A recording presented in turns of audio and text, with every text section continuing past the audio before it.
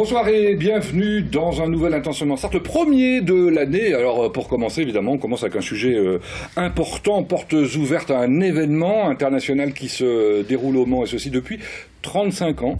Il s'agit du Cross West France, portes ouvertes au Cross West France, avec trois invités sur le plateau, le président, le directeur et le nouveau recruteur. Enfin, je ne sais pas si vous pouvez l'appeler recruteur, il nous dira ça dans un instant. Ensuite, ce sera Sarthe un jour, Sarthe toujours, Sarthe un jour avec quelqu'un qu'on a toujours plaisir à recevoir quand elle vient illuminer littéralement le plateau de conseils intéressants. Le conseil du coin, en l'occurrence, ça veut dire notaire, et quand on parle de notaire, on parle évidemment de quelqu'un qui sait communiquer. Ça, Sophie Ribaud est la déléguée à la communication pour la chambre interdépartementale des notaires de la Sarthe, de la Mayenne et du Maine-et-Loire. Voilà, on est complet. Juste après, on sortira du studio pour aller à la découverte d'un lieu tout à fait étonnant, qui va être obligé de déménager parce que ça marche difficilement là où il se trouve. C'est rue de la Galère. Il s'agit du 72 l'espace photographique qui est tenu par Pascal Kitmel, avec des ouvrages absolument incroyables et deux expos tout à fait exceptionnelles en ce moment à découvrir. Enfin, notre invité intensément sartois sera lui seul en plateau pour nous présenter une commune qui en gros regroupe 6, et ceci depuis un an, une commune nouvelle. Vous avez compris qu'il s'agissait bien sûr de Villeneuve-de-Persagne, puisque pour cet intensément sartois, en effet, pour débuter l'année, on a décidé de consacrer ces 3 premières émissions aux 3 communes nouvelles de la Sarthe, une qui s'est créée il y a un an, les 2 autres qui se créent en ce début d'année, et il s'agit... alors je ne vais pas donner leur nom parce que je ne vais plus m'en souvenir, donc enfin c'est du côté de Ballon et de Tuffet. Voilà, notre invité, vous l'avez reconnu, c'est bien sûr André Trotté. J'étais long un peu sur la présentation, tant pis, allez on y va, c'est parti pour 1 heure.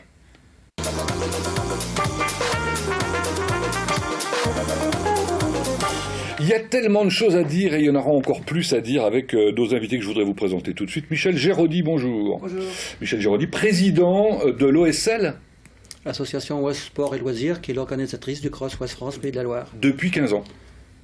Depuis Pas 15 à ans. peu près. Ouais. Ouais. 2001. Bon. Avec vous, Éric de Grandmaison. Bonsoir Éric. Bonsoir. Directeur départemental d'Ouest France. Et puis le petit nouveau dans l'équipe, en quelque sorte, c'est ça ou pas? Dominique Chevalier. Le petit jeune qui débute dans le milieu. Mais Dominique Chevalier que j'ai, comment dire...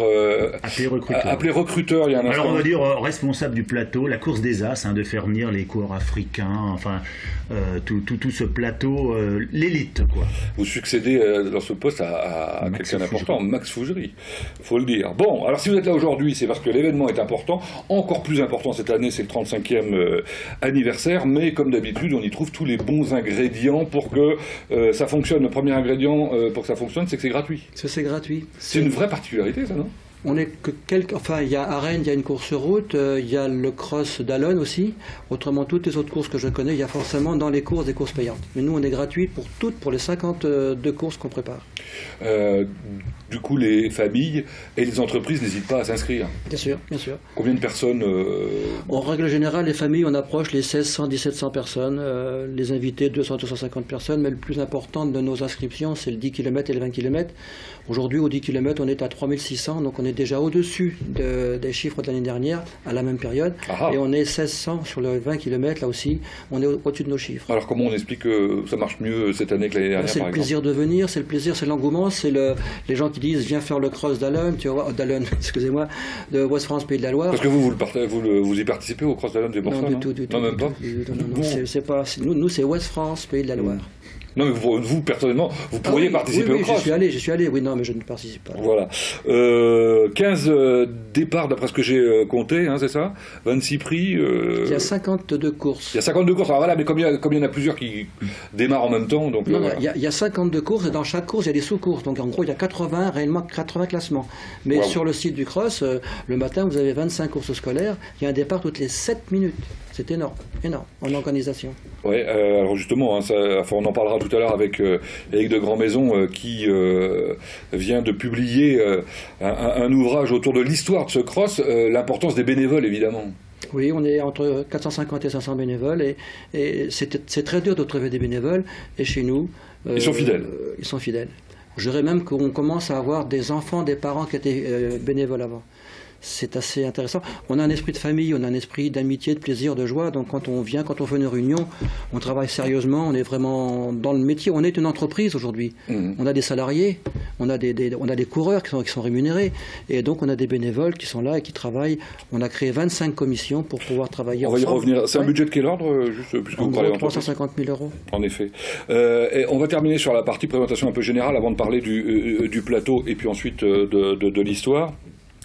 Je regardais aussi les types de courses qui étaient proposés. Alors, il y a des randonnées, il y a de la marche nordique, il y a les 10 km, le trail de 20 km, la course des As, bien sûr, mais du canicross aussi. Oui.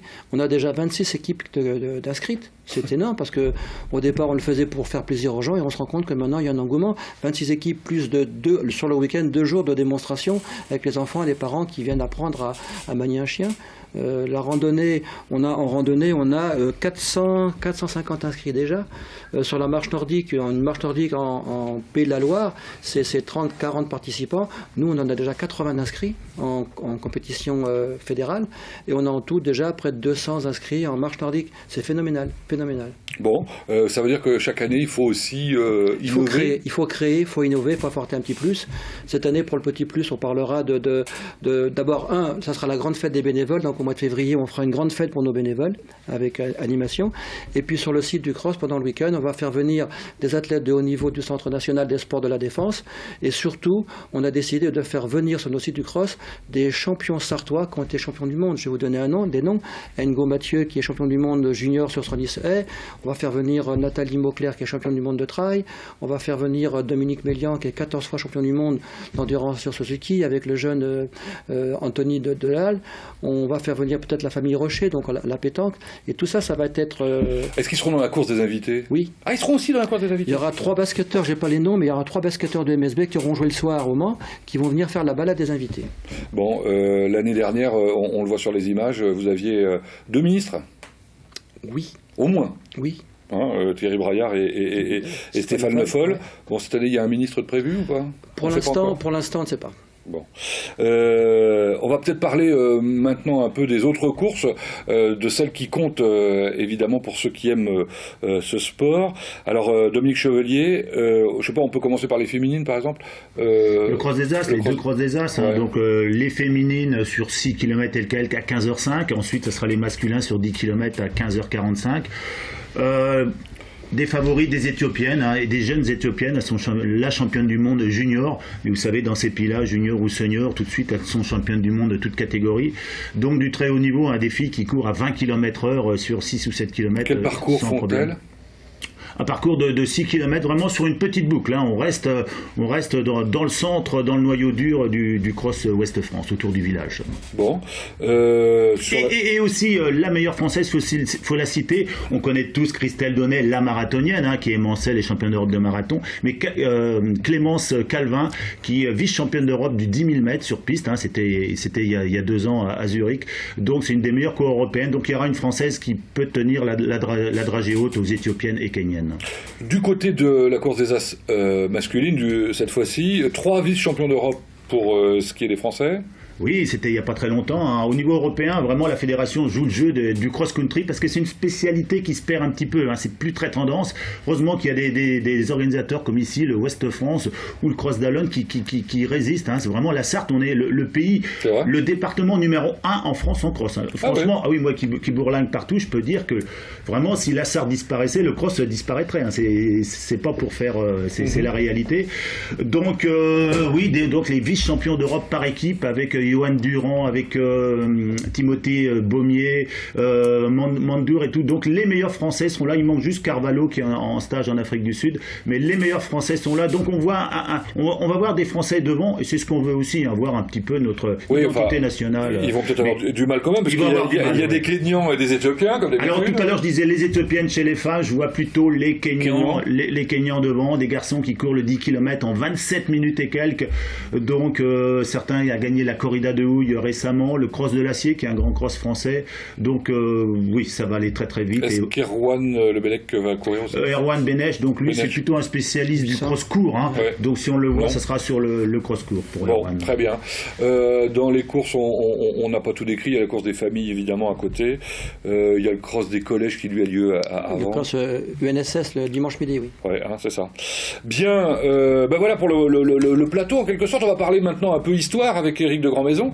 Éric, vous êtes aujourd'hui directeur départemental de Ouest France, donc Sarthe. Oui. Mais vous venez de la Sarthe. Vous êtes arrivé il y a 2 ans là pour ce poste-là, ou 3, mais vous étiez déjà là. Vous avez eu l'occasion de participer au cross autrefois, j'imagine. Écoutez, tout à fait. J'ai commencé par courir le cross comme militaire. C'est vrai? Oui, tout à fait, au 2e RIMA, où à l'époque tout le monde devait courir le cross. Voilà. Donc c'est surtout un souvenir d'être arrivé après sous la douche avec de la boue à peu près jusqu'aux cheveux. Voilà. Et je me souviens. Donc ça c'était au début du cross alors. Voilà, il y avait des gros insignes. Alors il fallait courir avec un insigne en bois qui pesait un poids monstre. Enfin, voilà, ça c'est pour l'anecdote. Donc ils ont bien fait de vous choisir pour écrire ce tir. Enfin on appelle ça un tir à part hein, dans le jargon. Je sais pas comment on le. C'est un supplément. Un supplément. Voilà. Qui va sortir ce dimanche. Le dimanche 10 janvier. 10 janvier. En fait, surtout, on s'est posé une question, c'est qu'est-ce qui fait la longévité de ce cross? Qu'est-ce qui anime finalement c'est quoi l'esprit du cross? Alors bien sûr, on a consulté le président d'OSL, on a consulté tous les participants, mais on a surtout découvert que ce cross avait eu une vertu, c'est de mettre autour d'une table, basket au pied, des politiques. Des politiques. Et à l'époque, c'était pas du tout gagné de mettre à la même table étonnant, le président RPR de la Sarthe, qui était Michel Dayer, et Monsieur Jarry, qui était communiste. D'asseoir côte à côte des scolaires du privé et les cheminots, qui étaient un petit peu syndiqués à l'époque. Voilà. Et tout ce monde-là s'est assis côte à côte, et je dirais que le cross, pour moi, il se résume à cette phrase qu'on a retrouvée dans les archives, qui est la cravate aux orties.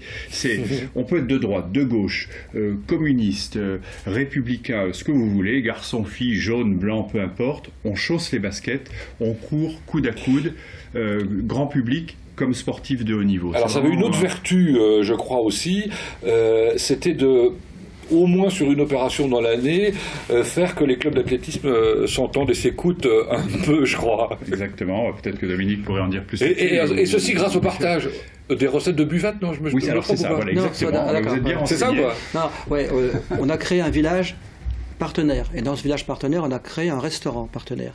C'est-à-dire qu'au départ, pour que ça marche, il y avait 2 solutions. On prenait une boîte privée, ils gagnaient de l'argent, nous, on en touche un tout petit peu. Ou on faisait venir des clubs qui s'occupaient de la totalité de la restauration et de la buvette. On avait 6 clubs au départ, on a 4 clubs maintenant. Et les bénéfices qu'ils font sont partagés entre les clubs. Bon, et c'est toujours le cas aujourd'hui? Toujours. Ah bah très bien. Alors j'ai vu par ailleurs dans quelques écrits, parce que je me suis fourni quelques bonnes feuilles quand même bien évidemment, que parmi ceux qui avaient œuvré au développement de ce cross, notamment au début, il était avec Gaëtan Lahaye, je crois qu'il était directeur adjoint de la communication de Ouest France, il y a le PDG d'aujourd'hui de la Voix du Nord, c'est-à-dire Jacques Ardon. Oui, tout à fait. Exceptionnel. Il est revenu depuis ou pas? À titre privé, oui. À titre journal, je ne sais pas. Non. Bon. À titre journal, non. Il a été consulté d'ailleurs pour cet anniversaire et il nous a donné un petit peu des tuyaux, des anecdotes. Et il reste, alors c'est aussi un point commun, on reste très attaché au Cross Ouest France. Je n'ai pas encore rencontré une personne qui soit partie du Cross en me disant c'était nul. Il y a vraiment un moment de plaisir partagé. Bon, quelle a été la plus grande année pour vous, Michel? Les 35. C'est un peu facile comme réponse. Non, mais je sais pas si je regarde les chiffres par exemple, je vois que les années les plus fortes, la plus forte était en 2008 en termes d'engagés, 15 085 engagés. Ouais. Là, l'année dernière, on était à 15 500. C'est-à-dire qu'on avait un petit peu baissé par rapport à le problème de la vie. Et là, on remonte tout doucement. Cette année, je pense qu'on parle en inscrits. Là, on est bien d'accord quand on dit 15 000. Hein. Ouais. Et là, cette année, je pense qu'on va dépasser les 15 000 facilement. Parce que déjà, vous avez vu les chiffres que je vous ai donnés pour le 10 et 20 km. On est déjà à plus 300 sur ces 2 courses. Donc, je pense qu'on va aller au-dessus.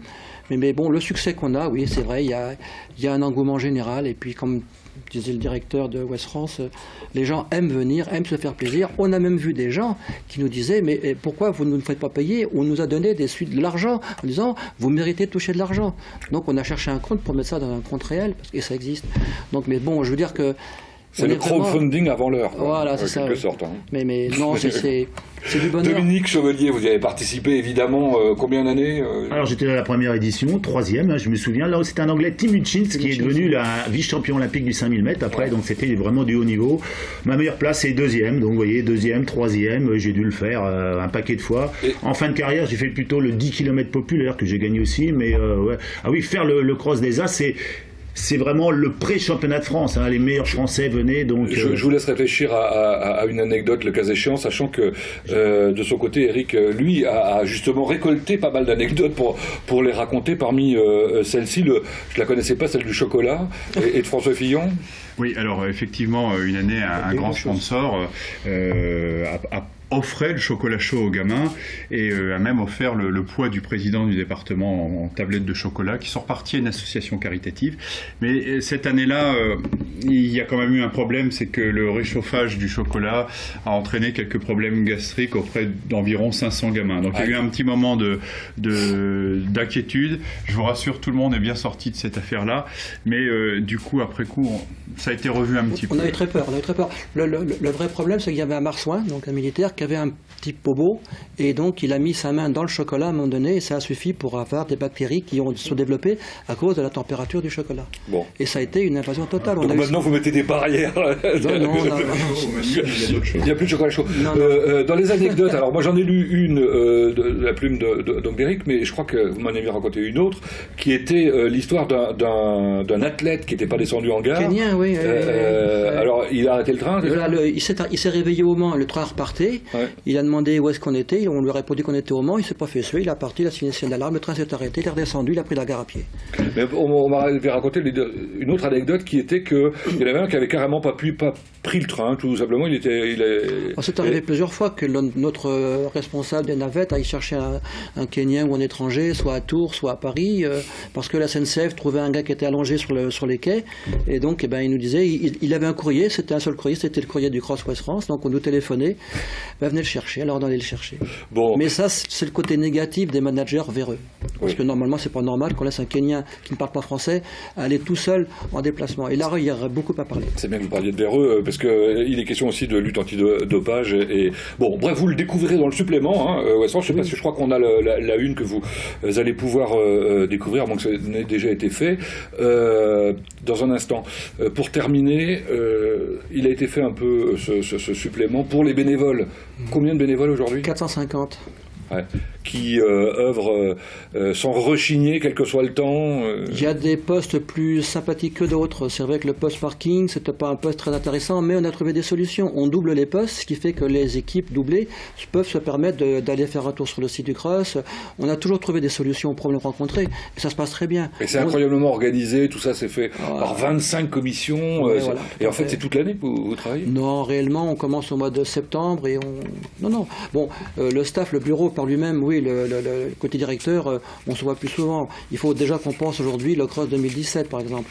On est déjà un petit peu dessus. Donc oui, effectivement, on vit bien parce qu'on est toujours créatif quelque part. On ne reste pas un cross classique.